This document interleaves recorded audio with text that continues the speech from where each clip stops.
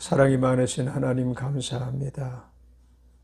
거룩하신 하나님, 전능하신 하나님, 이 한날도 저희들에게는 너무나 힘들고 어려움이 많았지만 주님의 돌보심 가운데서 날마다 새 힘을 얻고 날마다 주의 권고하심 속에서 우리 주님 살아갈 방법을 지시하시며 능력을 공급하시며 은혜 베풀어 주시는 것을 믿고 감사합니다. 오늘 할 날도 예수 그리스도를 인하여 우리의 삶이 헛된 삶이 되지 않고 하나님께 영광 돌리는 삶, 이후에 천국에 올라가 주님 앞에 칭찬받는 삶 되게 하여 주옵소서.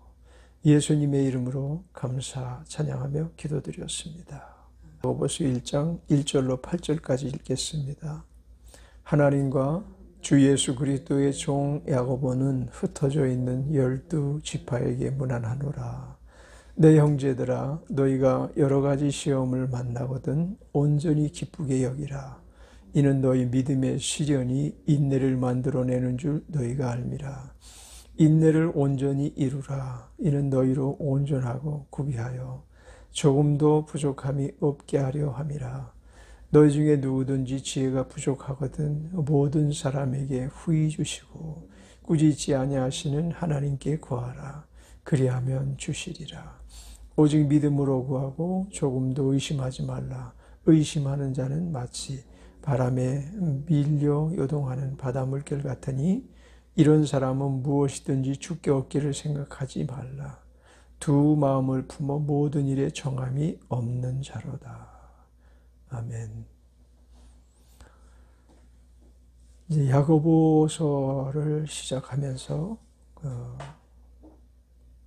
오늘 우리가 읽은 말씀 가운데 큰 주제 하나를 한번 찾아보자면 8절 말씀이죠. 두 마음을 품어 모든 일에 정함이 없는 자로다. 참 불행한 삶을 사는 거예요. 사람들은 부지런히 살고 바쁘게 살고 다양성 있게 살고 모든 것을 막 지니고 살기를 원합니다. 그리고 모든 것을 갖추고 살기를 원하고 하여튼 그 생각이 너무 분주해가지고 일정하게 자기 생각을 따라서 가는 사람보다는 막 이 생각 저 생각에 그냥 휩쓸려서 마치 바람에 나는 겨와 같이 막 흩불리면서 살아가는 사람도 있을 것입니다. 좋은 것이라면 다 이것 조금 저것 조금 여기서 조금 저기서 조금 이렇게 해가지고 붙여서 그렇게 사는 거죠. 그리고 살다가 또 트렌드가 바뀌면 또 있었던 거 버리고 다른 것으로 이렇게 바꾸고 요즘은 이제 뭐 다양한 컨셉들을 가지고 사람들이 자기를 표출하고 표현하려고 합니다.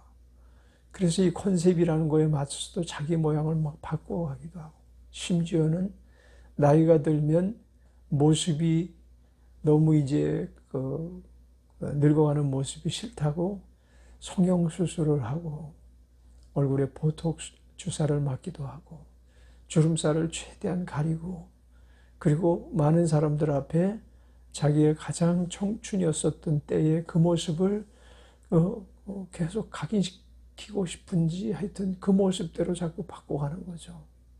그래가지고 뭐 여성 같은 경우들은 얼굴 뭐 미모만 바꿀 뿐만이 아니라 막 턱 같은 것도 깎아내버리고 그러가면 성형수술해서 온몸을 굴곡 있게 만들려고 하는 그런 욕심에 빠져서 현대인들은 아주 걷잡을 데 없이 아주 변화무쌍한 세상을 살아가고 있는 것입니다. 그리스도인은 이와 같이 세파에 휩쓸려서 여기서 조금 저기서 조금 시간 낭비해서는 안 되고 이것저것 조금씩 취합하여 다른 것을 꼭 주님께서 주신 것인 양 생각하면서 그것을 따라서 살아서는 안 됩니다. 그건 두 마음을 품고 사는 거죠. 2000년 전이나 어제나 오늘이나 영원토록 동일하신 주님은 지금도 주의 말씀 안에서 우리에게 권면하신 대로 살아가는 자들을 찾고 계신 줄 믿습니다.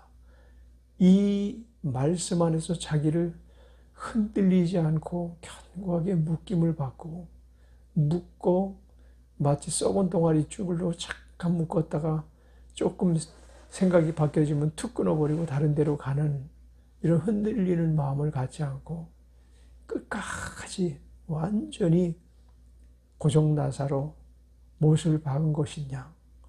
그냥 그분 예수 그리스도 안에서 우리가 떠나지 말아야지 라는 생각을 끝까지 갖기를 원하시는 거예요. 주님은 우리가 흔들리는 마음 갖는 것을 원치 않으셔요. 예를 들어서 어떤 직장에 사원이 있다고 가정을 해봅시다. 사원이 있는데 열심을 품어요. 그래서 굉장히 자세가 됐다. 이 사람 쓸만한데? 그리고 이제 자꾸만 그 사람의 위치를 보다 더 나은 곳으로 그리고 보수도 점점 높여주고 그러면 이제 어느 순간인가 본 모습이 나타나기 시작하는 거예요. 그러니까 거기에 집중하지 않고 다른 일을 하고 싶어 하는 거죠. 그래서 그런 성향을 가진 사람들은 한 군데 정착하지 못하는 거예요. 그리고 자기를 발전시키지 못하는 거예요. 왜냐하면 흔들리니까. 거기서 어느 정도 해가지고 좀 이렇게 생활을 해서 뿌리를 깊게 받고 내려서 완전한 기술을 획득하고 확보하고 어디 가서든지 인류다 소리를 들으면 그러면 좋을 텐데 다른 마음, 다른 생각을 하는 거야. 이게 아닌 것 같은데. 어떤 사람은 아주 처음부터 두 마음을 품고 일을 시작하는 사람이 있어요. 조금 해보고 수틀리면 그냥 그만둘 생각을 갖는 거죠.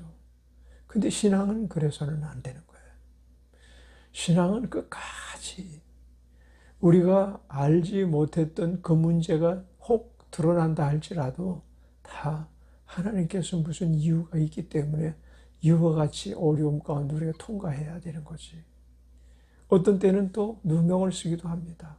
어떤 때는 사람들에게 핍박을 받기도 합니다. 아니 예수 믿으면 복을 받는다는데 왜 이렇게 예수 믿는데 이 힘든 일만 있고 어려운 일만 있지 하고 마음이 흔들립니다. 그와 같은 것을 믿음이 없이 요동하는 자의 삶을 산다라고 말할 수가 있는 거죠. 원래 믿음이 있으면 사실 우리는 그러면 안 되거든. 근데 우리의 모습은 어떤가 하면 두 마음은 그건 그래도 좀 나은 것 같아요. 막 세 마음, 네 마음 이런저런 마음을 갖고 주님을 상대한다면 주님이 분노하실 것입니다. 그에겐 믿음을 선물로 주시지 못하는 거예요. 마음이 정해져야 되거든. 결혼을 합니다. 사람들이 결혼을 하잖아요. 결혼을 하면은 아주 딴판인 세상에서 서로 각자 살다가 둘이 이제 합치게 됐잖아요. 하나가 되게 됐잖아요. 처음에는 사랑이라는 달콤함 속에 빠져서 서로가 정말 천생연분의 사람을 만났다. 이 사람만이 내가 생각했던 꿈에 그리던 그 사람이네 라고 착각하고 그렇게 사랑이 끝까지 달콤할 줄 압니다. 그런데 살다 보니까 어려움이 와요.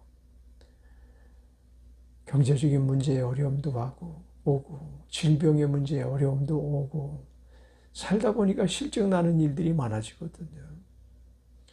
실증나는 일들이 뭔가 하면 자기 취미에 맞지 않는 취미를 갖고 있다는 거예요. 자기가 생각했던 그것과는 전혀 다른 생각을 가지고 사는 사람이네. 그러면서 이제 그 본 모습들이 서로가 상호가 친숙히 살다 보면 나타나기 시작하거든요. 그러니까 그것 때문에 이제 내가 결혼을 잘못했네. 이런 결혼 생활을 계속해야 되나? 내가 평생 이 사람하고 같이 살아야 되나?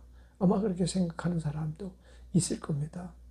요즘 이혼율이 우리나라가 세계 최고의 이혼율을 자랑하는 국가 중에 하나가 됐는데 뭐 한 40%에 육박한다고 그러죠.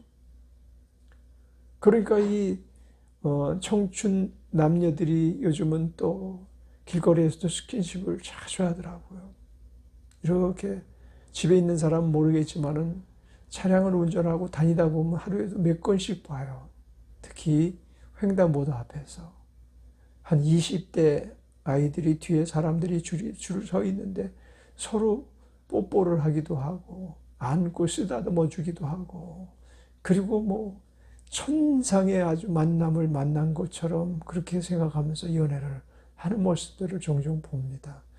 그게 이제 서구의 문물이 우리나라에 들어왔고 우리가 선진국이 되다 보니까 표현의 자유도 아주 자연스러워졌고, 옛날에는 수줍음이 많았지만 요즘은 사람 눈치들을 안 봐요. 자기들 생각에 그냥 완전히 사로잡혀 있는 거예요. 예의라는 건 전혀 생각하지도 않고, 그런 경향들이 좀 많아지는 것 같아요. 우리가 살던 청년의 시대하고 요즘의 청년의 시대는 완전히 달라지죠. 그래서 뭐 오죽하면 라떼 시대를 살고 계시네요. 뭐 이렇게 얘기하는 사람들이, 젊은이들이 많아졌는데 그만큼 차이가 많아요. 그만큼 우리가 살던 때하고는 달라요.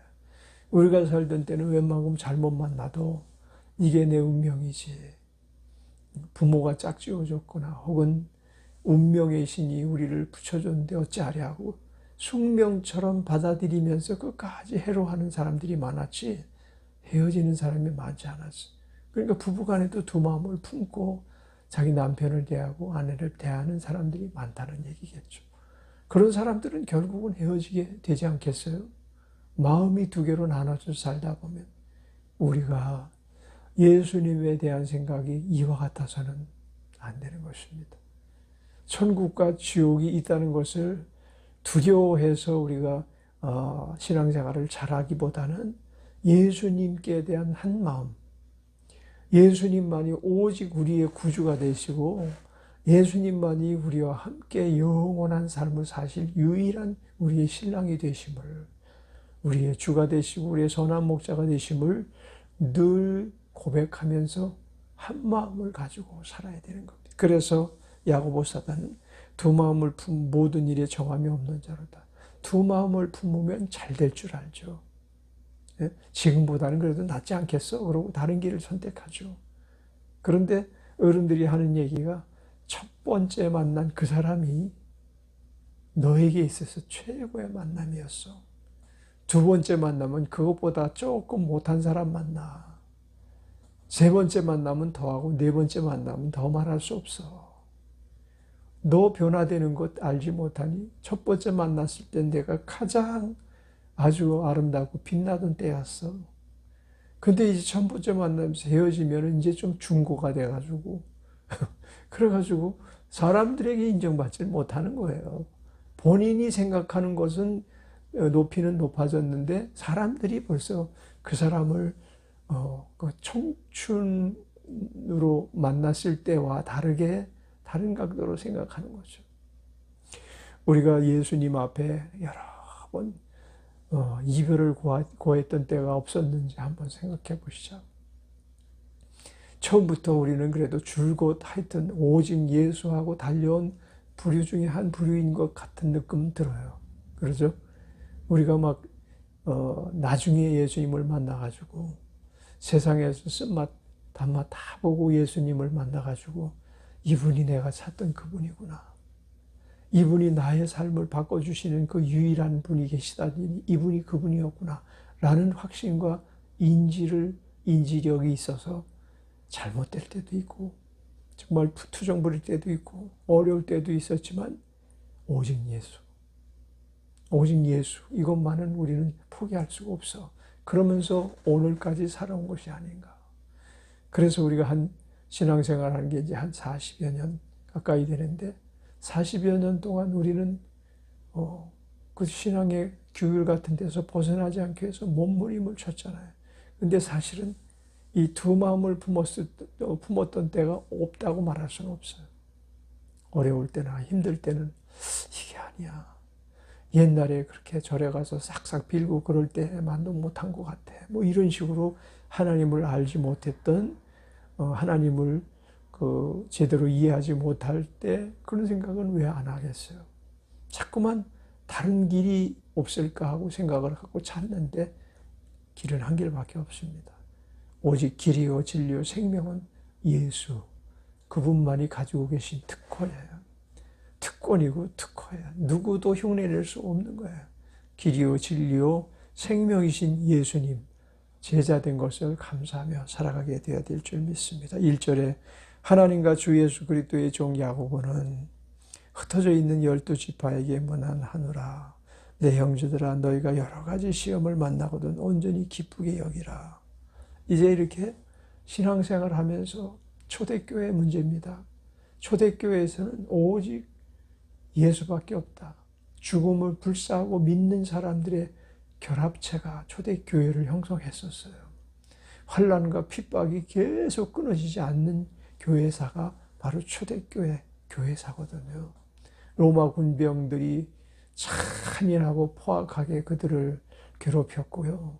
유대인들이 또한 이 교인들을 이단자들이라고 그래가지고 막 돌로 쳐서 죽이려고 달려들고, 그리고 어떠한 이 일도 용납하지 않으려고 사자 이빨 드러내듯 그냥 막 공격을 일삼던 그 시절을 살고 있는 이 기독교인들이었거든요. 그러니 뭐 당연히 환난과 핍박이 따를 수밖에 없죠.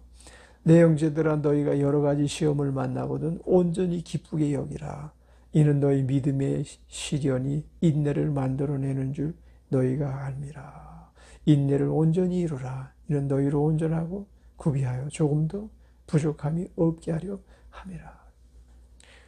신성종 목사님의 지옥과 천국의 간증을 우리가 보았습니다.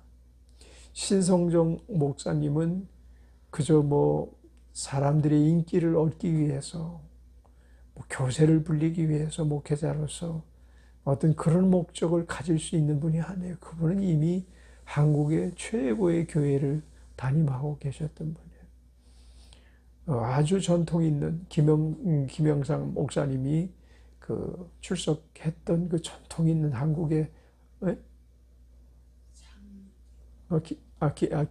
김영삼 대통령이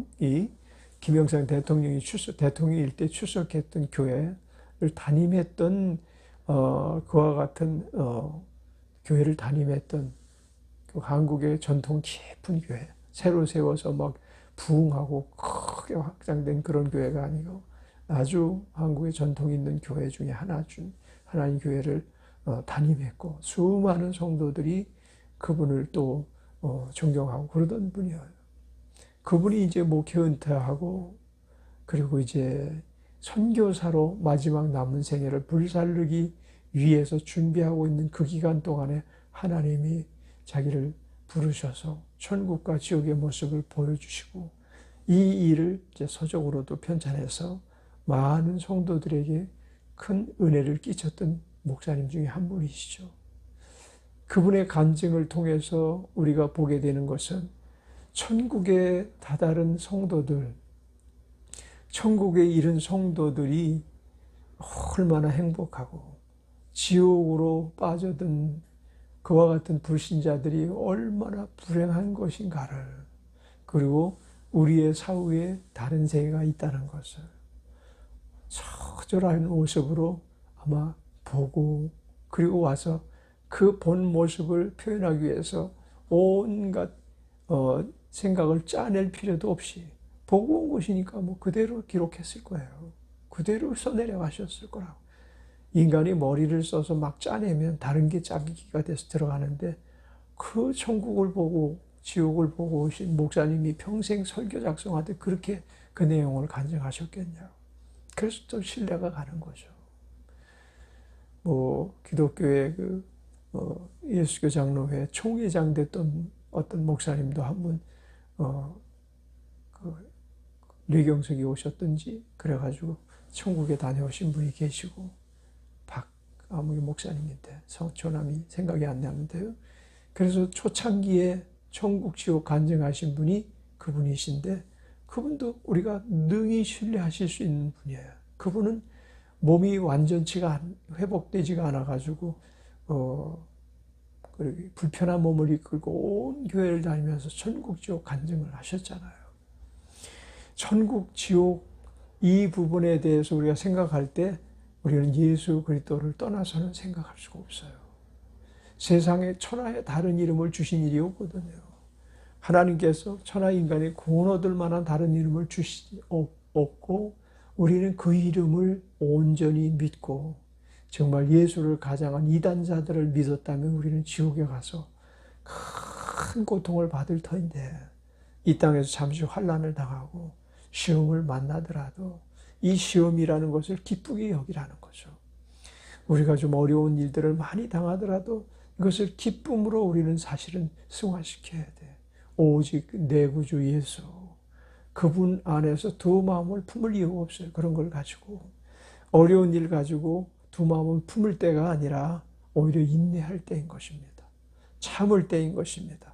그리고 우리가 온전하고 구비하여 조금 더 부족함이 없게 되어지는 때를 바라보면서 살아가는 우리가 되기를 바랍니다.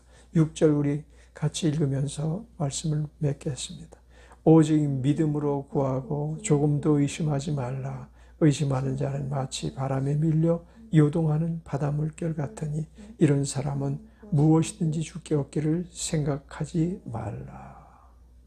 그렇습니다. 기도하겠습니다. 은혜로우신 하나님 아버지, 오늘 우리는 오직 주님께 메인 몸으로서 끊임없이 정함 없는 삶을 사는 두 마음을 갖지 않게 하여 주옵소서. 어떤 일도 우리를 주 예수 안에서의 그 영원한 관계에 손상을 당하지 않게 하여 주옵시고 주님으로 말미암아 모든 일들을 이루어 나가는 자들이 되게 하옵소서. 예수님의 이름으로 감사 찬양하며 기도드렸습니다. 아멘.